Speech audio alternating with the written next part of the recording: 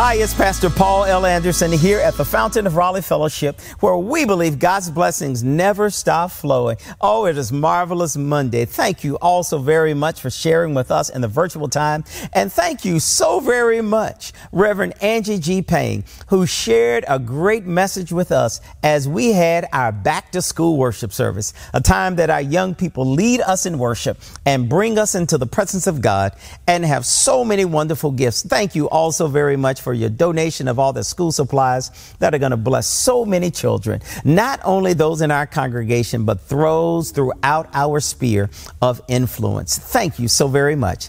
Today, I invite you to look with me at Ephesians, the 5th chapter, verses 1 through 14, how Paul writes to the church of Ephesus, and he reminds them that they are living in the light.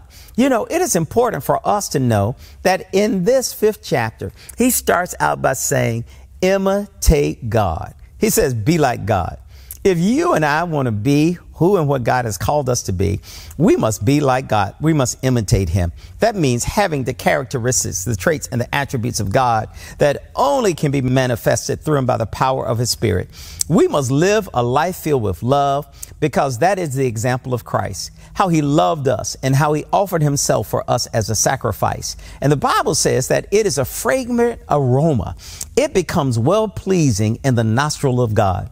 Therefore, we must make sure that we do not engage in the sins of this world. You know, this world offers so many opportunities for us not to do good, but he tells us when you and I imitate God, when those opportunities to do wrong, we will find out that we will not be fooled. We will not be deceived, because God's Spirit within us reminds us to watch out, be careful. Let's make sure that we're prayerful and that we hear the voice of God.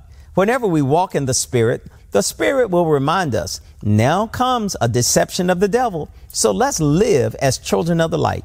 May we reflect the glory of God in our words, in our behavior, in our attitude, and our conduct. So everybody will see we're not going to participate in these sinful things, but we're going to be like the light.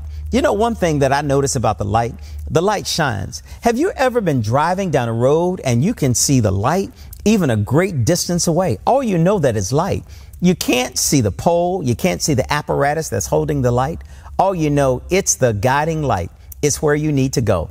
When you and I begin to think about this, it allows people to see the light of the gospel in us, but they don't see us. It is important for us to tell people, don't look at us, but follow us as we follow Christ. And when we follow Christ, you'll see the light of his love showing in us, and it'll be all about him and not about us. Today, I want to remind you, you are exceedingly and abundantly blessed. Take the Lord with you everywhere you go, and I'll see you again on tomorrow.